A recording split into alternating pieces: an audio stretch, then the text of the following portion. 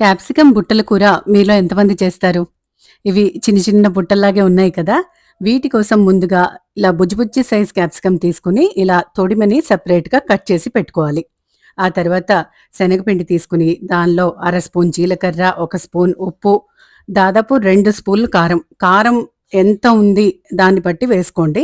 ఆ తర్వాత కొంచెం ఒక 2 చిటికెలు ఇంగువ కూడా వేయండి. బావుంటుంది. కొంచెం వేడి చేసిన నూనె కలపండి. ఇలా కలపడం వల్ల కొంచెం పొడి పొడిగా కాకుండా మనకి ముద్దగా వచ్చేటట్టు చూసుకోండి.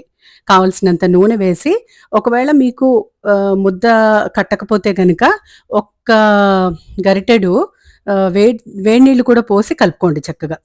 కలిపేశాక ఈ బుట్టల్లోకి క్యాప్సికమ్ బుట్టల్లోకి ఈ పొడంతా కూరేసేయాలి. మీకో విషయం చెప్పనా? మనం పుట్నాల పొడి వీడియో చేశాం గదా! దాంతో కూడా ఇది ట్రై చేయండి. చాలా బావుంటుంది. అంటే కొంచెం శనగపిండి పచ్చుంటుందేమో అని ఎవరికైనా డౌట్ ఉంటే గనక పుట్నాల పొడి కూడా వాడొచ్చు. సేమ్ కాంబినేషన్ ఇన్‌స్టెడ్ ఆఫ్ శనగపిండి పుట్నాల పొడి వేయండి.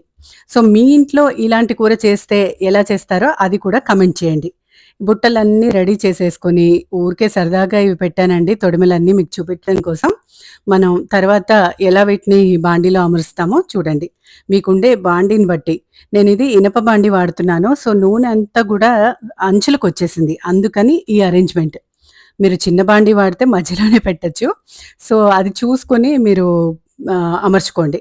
నేను ఎలాగో మధ్యలో ప్లేస్ ఉంది. ఎక్కువ నూనె అవసరం లేదు కాబట్టి ఆ తొడిమల్ని మధ్యలో పెట్టేశాను. ఐడియా బావుంది గదండీ!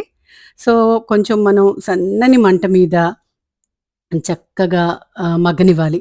ఎందుకంటే అన్ని వైపులా మగ్గాలి ఒకటి. రెండోది ఆ లోపలున్న శనగపిండిలో పచ్చిపోయి చక్కగా కమ్మగా అది గూడా మగ్గాలి గదా!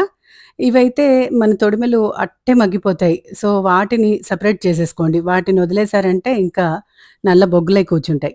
సో, వాటిని తీసేసి చక్కగా వీటిని అటు ఇటు అన్ని వైపులా తిప్పుతూ చాలా పేషెన్స్‌తో చేసే కూరిది. కానీ టేస్ట్ మాత్రం అంతే బావుంటుంది. మరి పేషెన్స్ ఉన్నప్పుడు రిజల్ట్ బావుంటుంది గదండీ! సో, ఇలాంటి కర్రీ మీరు ఇంకా ఏమేమి ఇంగ్రీడియెంట్స్ వేస్తారు? అది కామెంట్‌లో తప్పకుండా తెలియజేయండి.